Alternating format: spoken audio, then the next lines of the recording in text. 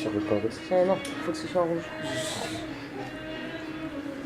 C'est pas tant une question d'exploiter, c'est... Les personnes qui les ont chassés, c'était des personnes qui étaient au pouvoir. C'était pas le peuple qui a pris la décision de chasser. Or, au pouvoir, ils se servaient des juifs. Donc pour quelle raison? Quand ça les arrangeait. Quand ça les arrangeait. Comment ça se fait que de manière quasi systématique, parce que ça a été quasiment systématique dans l'histoire,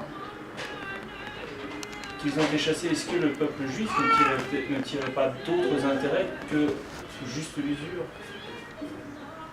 Non, moi je crois que, en gros, vraiment, enfin en gros, c'était une question de bouc émissaire, de bouc émissaire, de politique, d'utilisation de...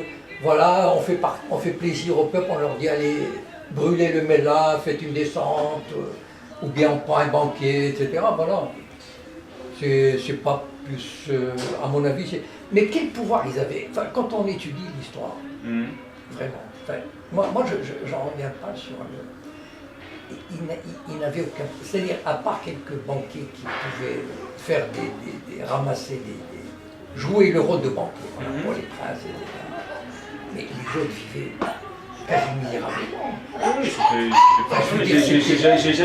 Je n'ai pas ce fait.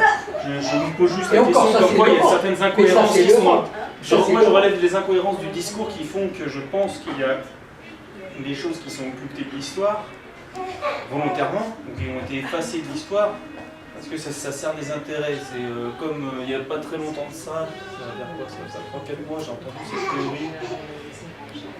Il faudrait que je creuse, mais c'est pas du tout mon type de lecture, sur la solution finale d'Hitler, comme quoi ce n'était pas du tout l'extermination, c'était l'éloignement du peuple juif. Sur Israël ou Madagascar. C'était son projet de solution finale. Écoutez. Oui. Donc après le problème c'est qu'arriver dans ce genre de, comment ça s'appelle, de creuser là-dedans, ça pousse à une vision de l'histoire qui aurait tendance à être assimilée à du négationnisme. Donc je n'ai pas trop creusé, mais c'est vrai que cette solution, cette théorie m'a paru très pertinente, parce que dans certains extraits de Nuremberg, tous les grands officiers, les grands généraux qui étaient interrogés sur la solution finale, ont tous nié le fait que c'était l'extermination, ils disaient tous que c'était l'éloignement. Donc j'ai un petit peu de mal à me dire que d'un côté, sur une histoire relativement récente, qui est la Seconde Guerre mondiale, on arrive à camoufler l'histoire, parce que c'est très cohérent, puisqu'on sait que Hitler, à l'époque, avait déjà des grosses négociations politiques avec la Palestine pour faire intégrer les Juifs, et avant que ce soit la Palestine, c'était Madagascar. Donc ça vient tout à fait en cohérence, comme quoi la solution finale, c'est une extermination aussi. Sur cette période de l'histoire qui date d'il y a 70 ans, on arrive à manipuler aussi bien les écrits, toutes les références, etc., l'opinion publique, etc., etc. Qu'est-ce que ça peut être sur des centaines et des centaines d'années?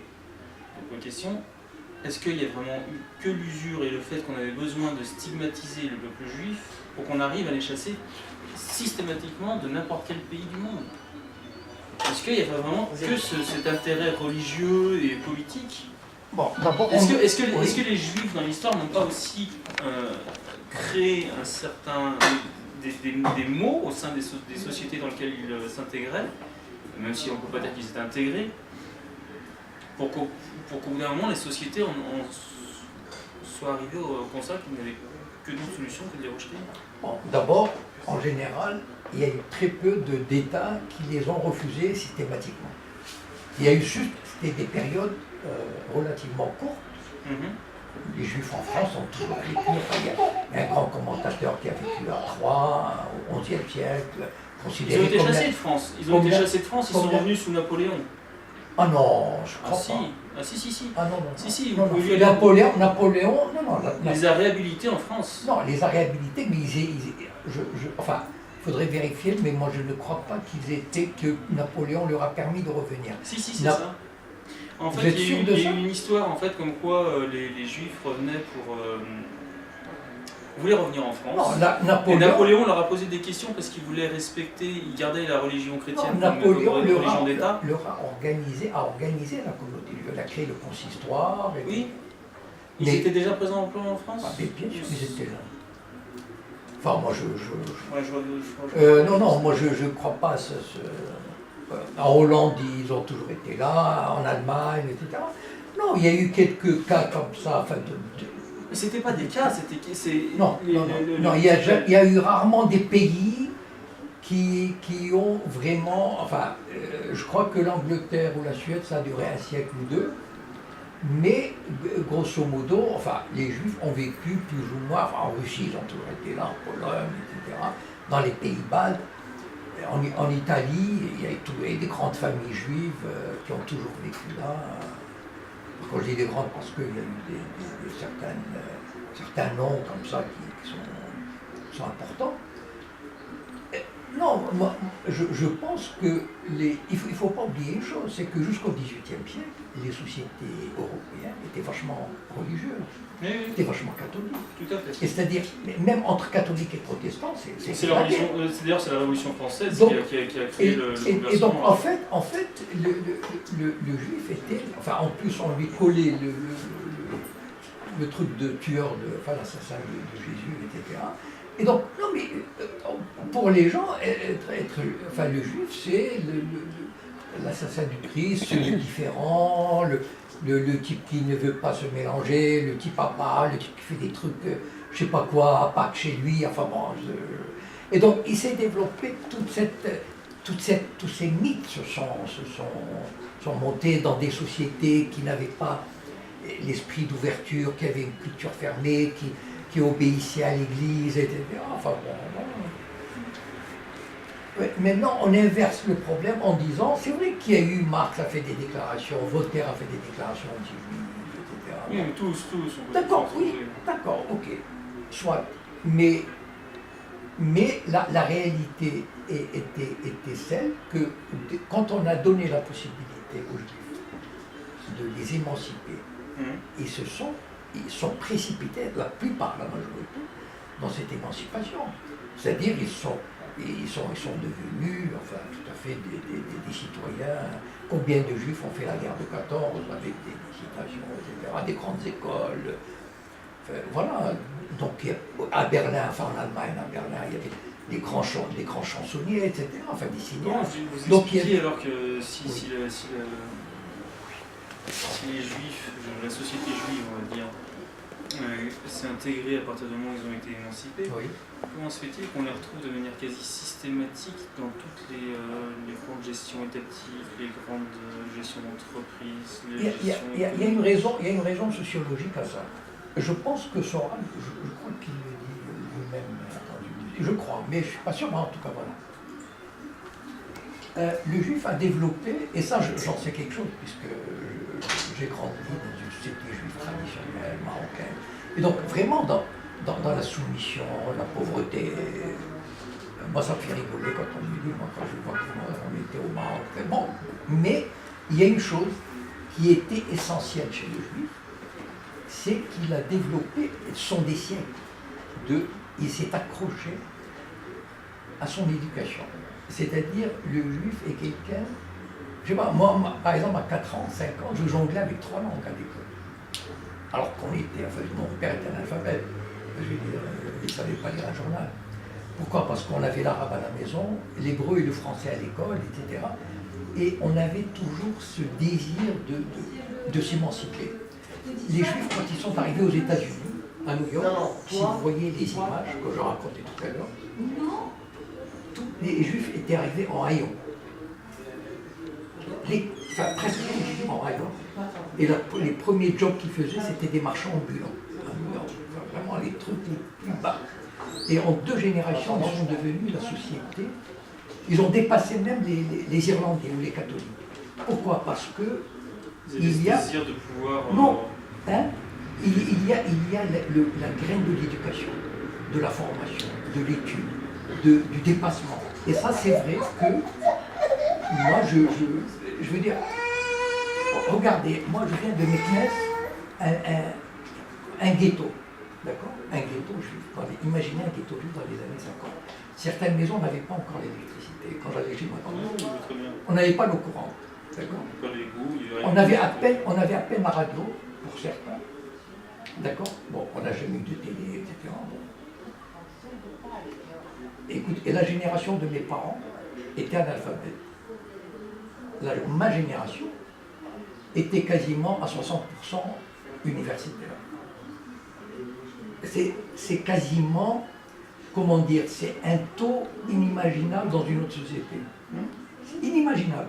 Pourquoi? Parce qu'on, je sais pas, on avait, ce sont des siècles de formation. C'est-à-dire oui, mais c'est ce transmission. C'est le désir de pouvoir se sortir de la misère aussi oui, qui fait que vous avez subi ça. Non, mais c'est-à-dire, oui, mais ce sont... Oui. Comment ça se fait que ce désir-là ne se retrouve pas au sein d'autres sociétés, au sein d'autres cultures, qu'il n'y a que les Juifs qui arrivent parce que les autres sociétés, non, parce que les autres sociétés, on vivait normalement. C'est-à-dire, un ouvrier picard, il est ouvrier picard. Voilà. C'est-à-dire, le juif, c'est différent. Le juif, il a derrière lui des siècles de minoritaires et d'éducation et d'adhésion à des textes, à une culture, à une formation. Quand je dis mon père est analphabète, mais mon père étudiait la Kabbale dans le texte. C'est ça, c'est extraordinaire quand j'y pense. Enfin, je veux dire, parce que vous aviez auparavant que des références religieuses, le fait de pouvoir vous émanciper, de pouvoir vous élargir sur mais ce ça sujet. Ça fait partie des capitales, c'est-à-dire dans la tête. Vous voyez ce que je veux dire? Vous voyez un menuisier, un épicier étudier la Kabbale dans le texte. Enfin, je veux dire, est-ce que vous pouvez voir ça dans une autre société? Non. C'est impossible. Eh bien, ces gens-là, moi je me souviens des synagogues le samedi après-midi à Meknès. Au lieu, les gens d'habitude, bon, c'est vrai qu'on n'avait pas de loisirs. Et comme on ne pouvait pas aller au cinéma parce que c'était charmant, mais les synagogues étaient pleines à craquer et on écoutait des discours de rabbins et des références au Talmud, etc. Il y avait cette agitation intellectuelle, culturelle, et on a baigné dedans.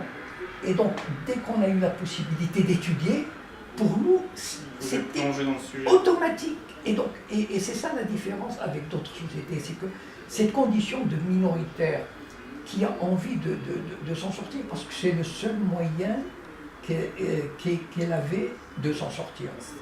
D'ailleurs, en Israël, on est redevenus, ils sont redevenus, c'était normal.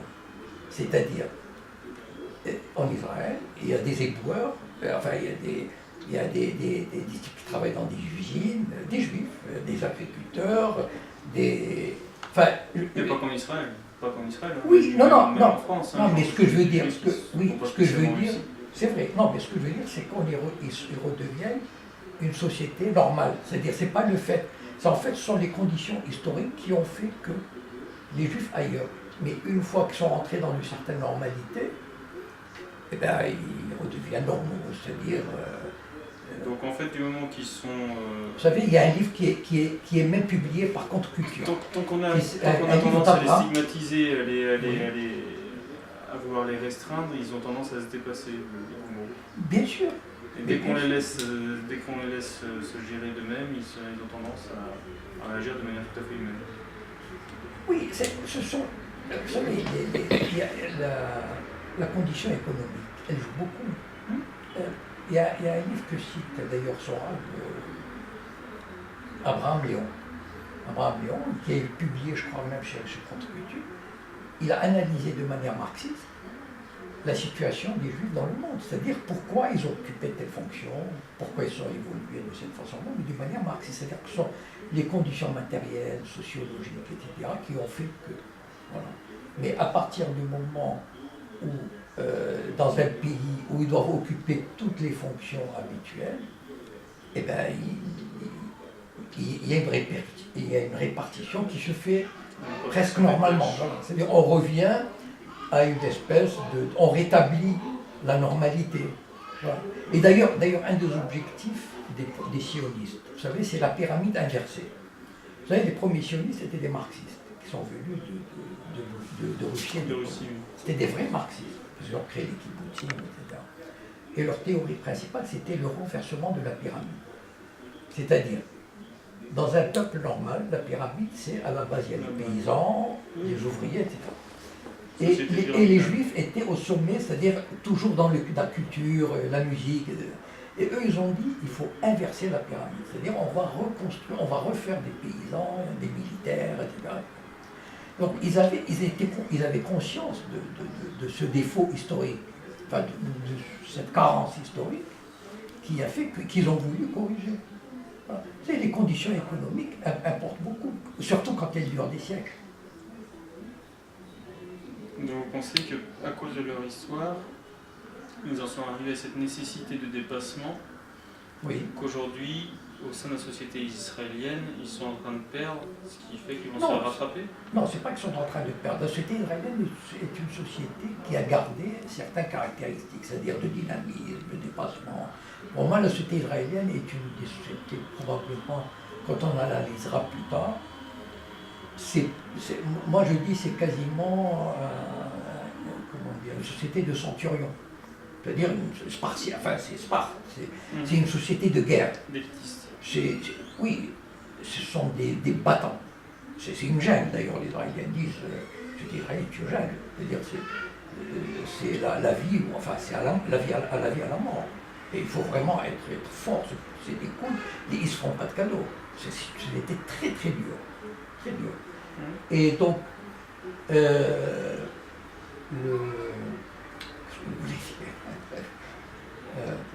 mais en même temps, c'est une société, comme il y a le service militaire de 3 ans pour les doigts, il y a toujours, ils ont réussi à inculquer à cette société-là une envie de toujours se dépasser, combattre.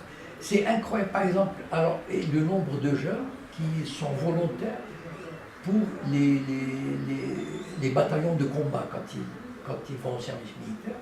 Ils demandent à aller dans les unités combattantes, dans les unités d'espionnage, dans les unités secrètes, etc.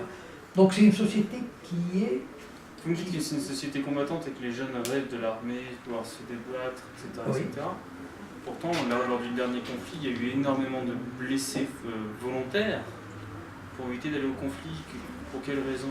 Ils avaient besoin de s'intégrer au sein de l'armée pour en faire valoir, et après, arrivé au combat, ils ont craint pour leur vie. Je ne sais pas s'il y a eu, je ne sais pas où vous avez lu ça sur les blessés volontaires, mais moi... C'était des statistiques sur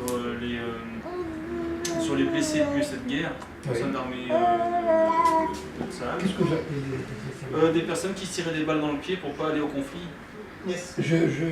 Moi, je ne suis pas... C'est un exemple, hein. D'accord. Je crois que, enfin, à mon avis, ça doit être très très minoritaire, ultra minoritaire. C'est-à-dire il y en avait plusieurs centaines. Il y en avait qui allaient jusqu'à s'amputer le doigt pour pas pouvoir appuyer sur la gâchette. Moi, j'aurais voulu voir ce genre de rapport. Oui. Pourtant, je m'intéresse pas mal. Après, malheureusement, j'ai aucune certitude que ce soit réel. Moi, j'aurais voulu. Malheureusement, c'est le genre de statistique que Israël ne diffuse pas. Non, écoutez, moi j'aurais voulu. Moi, je ne suis jamais tombé sur ce genre d'informations. Connaissant la société israélienne. D'ailleurs, au contraire, moi j'ai dit une chose, c'est que la guerre de Gaza, la dernière, ou agression, enfin en tout cas, a été l'expression d'un nationalisme, d'un patriotisme jamais égalé. Oui, c'est aussi ce qui a le plus divisé la société israélienne sur cette dernière guerre. Pas du tout. Pas du tout. D'ailleurs, non, je dis une chose, c'est que il y a eu, et le gouvernement israélien a joué très très bien. C'est-à-dire que, je dis ça de façon cynique. Oui. C'est-à-dire qu'il a réussi un coup magistral. Oui, c'est-à-dire qu'il a développé un patriotisme extraordinaire. Quand je dis ils se sont divisés, c'est qu'il y a eu beaucoup d'Israéliens qui demandaient la fin du conflit. Très peu.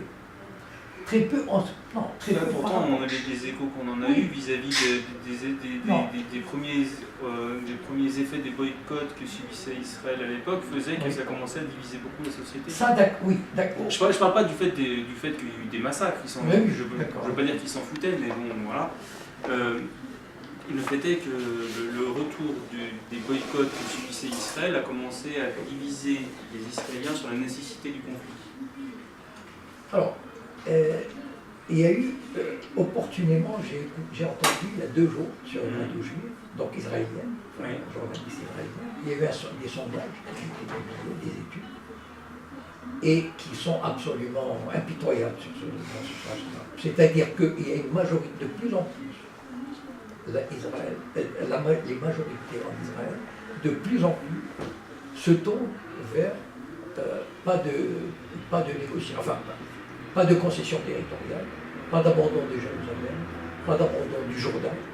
Et ça, c'est presque les majorités dans les sondages montent à 80%. Et ça s'est jamais vu. Je dirais même au contraire, c'est vraiment récent, de plus en plus. Pourquoi? Parce que d'abord la société israélienne va de plus en plus à droite, va de plus en plus religieuse et mystique, et de plus en plus raciste, et de plus en plus fasciste, et donc elle refuse même ce qui pouvait paraître il y a 10 ans une solution négociée. La majorité aujourd'hui refuse. Et le gouvernement israélien, il joue sur du velours. Il a quasiment carte blanche. Le génie israélien, c'est de permettre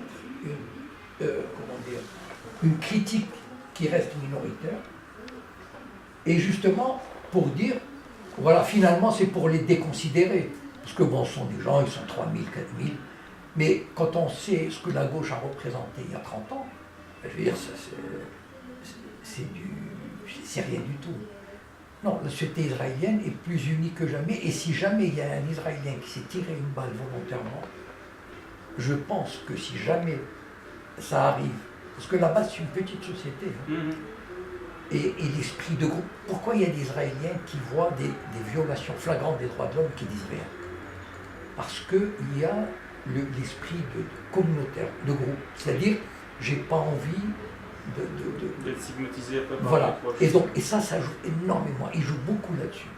Et si jamais il y a un Israélien qui fait un truc pareil, et on le sait, mais il peut même plus sortir de chez lui. Pourtant, il y a des jeunes qui se rebellent de plus en plus contre cette politique, et même il me semble que la fille du bras droit du responsable du Mossad, qui a refusé de s'engager dans l'armée, c'était non, mais il y a des cas comme ça. Il y a des cas comme ça, c'est vrai. Et pourtant, ils vont en prison pour que des jeunes soient prêts à aller jusqu'en prison pour ne pas avoir à servir en armée. Ça peut laisser penser que certains autres n'auraient pas peur de se laisser volontairement aussi. Donc c'est le genre de cas qui peut très bien arriver. Oui, mais il faut beaucoup de courage. Il faut énormément de courage pour se distancer du reste, parce qu'on s'isole du groupe, on devient un traître, et ça c'est terrible dans la mentalité israélienne. Et donc, c'est vrai que la société israélienne est suffisamment ouverte et démocratique pour permettre ce genre d'expression. Et il y en a. Mais le système israélien, il fait face à ça. Il fait face en les ignorant. Quand il ne peut pas, il les met en prison, etc. Enfin, ou carrément, il leur dit, vous ne voulez pas aller dans les colonies, on ne vous enverra pas dans les colonies. Le système israélien, il sait gérer ça. Mais il est évident que si vous me citez des cas, il y a continuellement des cas comme ça. Monsieur Jacob Cohen, oui. Question. Si on mettait une échelle des pays les plus sionisés dans le monde, oui, est-ce qu'on mettrait Israël en premier, USA en second et la France en troisième? Ou la France en premier? L'ordre, donnez-nous un ordre. Ah, mais c'est Israël, évidemment. Israël. Après, c'est les États-Unis.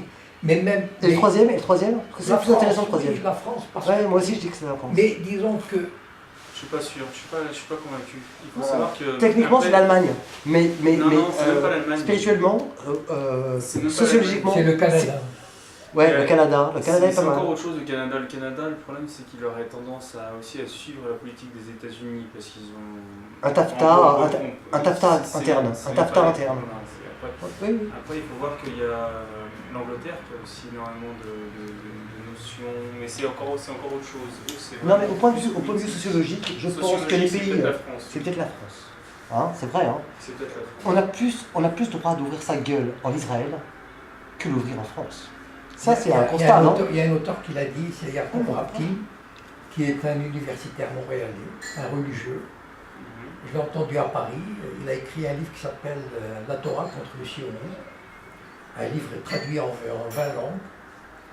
Et il a écrit un livre récemment dont j'ai oublié le titre. Et il y a 2 mois, il est parti en Israël. Il a été reçu partout. Il a donné des interviews à la télévision, dans les journaux.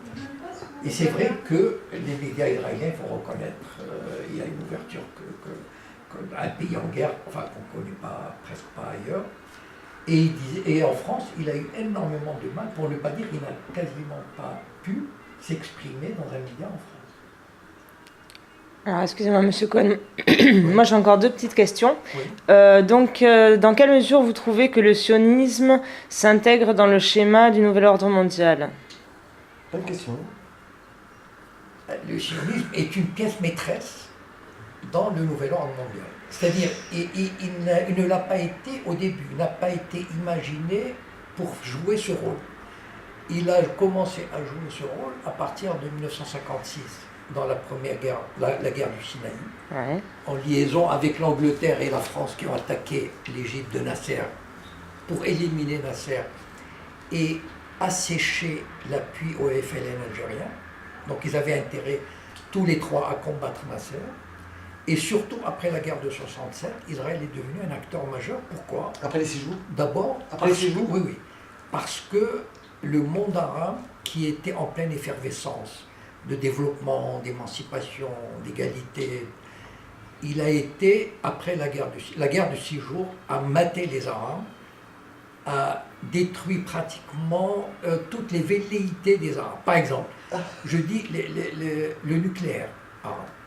L'Irak a construit une centrale nucléaire qui a été détruite par Israël au nom d'Auschwitz, en 1980 ou 81. Eh bien, les pays arabes, au lieu de construire 10, ils ont fermé leur gueule, ils ont dit, bon, très bien, Israël ne veut pas qu'on ait l'énergie nucléaire, même pacifique, parce qu'elle était à ciel ouvert, construite par la France, eh bien, ils ont renoncé à la maîtrise du nucléaire. Et finalement, en fait, tout le développement, j'ai fait une conférence au Maroc il y a quelque temps, sur pourquoi il ne faut pas normaliser, contre la normalisation avec le sionisme. Parce que ma théorie, mon idée, c'est que le sionisme impose au monde arabe un niveau de développement tel qu'ils sont toujours soumis. Donc, ils vendent le pétrole au prix que veut l'Amérique, etc. Ils achètent, les pays arabes achètent les armes, et ils jouent, vous savez, j'ai une image, le monde est comme un championnat de football. L'Amérique et Israël jouent les Champions League, et la France, et les pays arabes jouent en deuxième division, et ils sont très contents de jouer en deuxième division. Sur les bancs en plus. Voilà. Et donc, et c'est ça, vous savez, le Liban a développé, sur une initiative privée, une industrie spatiale, en 62-63. C'est un exemple comme d'autres, c'est-à-dire que dans une université, ils ont réussi à créer petit à petit une technologie de fusées, petites fusées, de grandes fusées, etc. Et ils sont arrivés à envoyer une fusée jusqu'aux abords de Chypre. Tout ça en contrôlant. Eh bien, Israël a donné le message transmis par l'Amérique, etc. Il fallait arrêter ça. Ils ont arrêté. Donc, le monde arabe aurait pu avoir aujourd'hui une industrie spatiale. Eh bien, Israël a décidé qu'ils n'ont pas à avoir une industrie spatiale. Ils auraient même pu avoir un satellite avec Kadhafi. Super intéressant. Ils auraient même pu avoir un satellite Voilà. avec Kadhafi. Et donc finalement, le nouvel ordre mondial, il est tranquille du côté arabe. Il sait qu'aucun pays arabe ne se soulèvera pas au niveau par exemple, pour nationaliser le pétrole, pour créer une industrie de raffinage du pétrole, etc. Et donc le sionisme est le bras armé du nouvel ordre mondial. Bon, tu couperas ce que je vais dire à l'instant. Non, je suis obligé de dire ça à mon ami Jacob. Mais ça explique bien ce qu'on pense de moi, ce que je pense du sionisme et des Arabes et des chrétiens. C'est-à-dire qu'en effet, tu as raison quand tu dis que les Arabes ne peuvent pas se développer. C'est interdit dans leur religion d'user de la bêtise d'autres hommes pour pouvoir s'élever. C'est ça la question. Moi qui ne suis pas musulman, mais de culture musulmane, je comprends l'idée et je comprends aussi Sun Tzu, l'art de la guerre. Oui, non, mais c'est-à-dire que les hommes... Mais tu coupes pas. Non, mais ouais, tu couperas. Je le dis en ami là. Hein. Non, mais là c'est du off. Hein. Tu devrais couper d'ailleurs. Non, mais oublie ça. Hein. Non, je suis en train de dire simplement que je comprends pourquoi les hommes arrivent plus à gagner que d'autres. Voilà. Quand tu as l'argent, tu as les moyens d'éliminer un homme. Voilà. Et quand tu as beaucoup de moyens, tu as moyen de monter une armée pour éliminer des hommes. Ça, c'est une question qui est simplement en dehors de toute religion. Le sionisme là-dedans, c'est juste. Non, je parle du sionisme. Je suis en train de dire que. Le sionisme se sert du nouvel ordre mondial pour arriver à ses fins, ou c'est le nouvel ordre Non, mondial mais qui sert du sionisme? Non, mais le sionisme n'est pas quelque chose qui est complètement tout le temps lié aux juifs. Le sionisme n'a rien à voir avec ça. Le vice est lié aux hommes. Le vice est une question. Le vice est de savoir comment on manipule les autres. Et pour quelles raisons et pourquoi. Ça, c'est une bonne question philosophique. Ça, c'est une question rousseauenne. Moi, je suis plus de Rousseau, et tout le monde le sait, hein, que de Voltaire. Ah oui, largement. Et donc... Comment une femme qui remet à ta place en 2 secondes? Bah non, genre bah, ferme ta gueule. Hein. Oui, largement, ça veut dire ferme ta gueule, s'il te plaît. oui, c'est dit gentiment, et avec des fleurs et avec le sourire. Il y a des femmes. Il y a toujours des femmes derrière. Et une dernière question, qu'est-ce que vous pensez du Cheikh Imran Hossein? Malheureusement, je ne connais pas très bien. Donc, si vous avez une idée de lui, je pourrais éventuellement la commenter. Oui. Cheikh Imran Hossein, on fait son cursus. Il a fait des études poussées en économie, en géopolitique, et il vient d'une madrasse. Une madrasse, ça dit quelque chose, hein? Oui, bien sûr. Études du Coran. Une école religieuse. Oui. École religieuse coranique de l'islam, non pas dans un pays sunnite ou chiite, mais à Tobago. Donc, qui a un personnage tout à fait intéressant, qui a un recul, comme M. Cohen, sur ce qui se passe. Voilà. Et ça, c'est intéressant. Quelle est une de ses idées principales? Lui, il étudie, il arrive à corréler, d'après lui, le matérialisme de l'économie, grâce à ses études et à son cursus, et à l'islam, et surtout à l'eschatologie musulmane. Oui, très versé dans la spiritualité au départ. Il dit qu'au point de vue matérialiste, au point de vue spirituel et religieux, tout va dans le même sens, c'est-à-dire un écroulement de la société. Ouais. Voilà. Donc c'est un homme à écouter ou à lire. Hein, comme lui devrait te lire aussi. Oui, évidemment. Il faut qu'il dise tout ça. Mais bon, voilà. Mais lui, coupe pas. Non, Jacob est un intellectuel français. Cheikh Imran Hossein est un intellectuel musulman. C'est même plus que musulman, malheureusement. Ouais, plus que musulman, c'est-à-dire que... Il est critique avec l'intégration. Jacob Cohen parle de son problème en tant que patriote, je le sais, de la France. Cheikh Imran Hossein de Tobago parle du problème musulman. Évidemment, il parle des juifs, et évidemment, il parle des chrétiens. C'est plus internationaliste. Voilà. Si le mot est bien choisi, je sais pas. Voilà. Jacob Cohen a donné toutes les informations ce soir. C'est vrai. Hein? Pas de langue de bois. Pas de langue de bois avec Jacob Cohen. Merci encore, Jacob. Jacob Cohen, infiniment.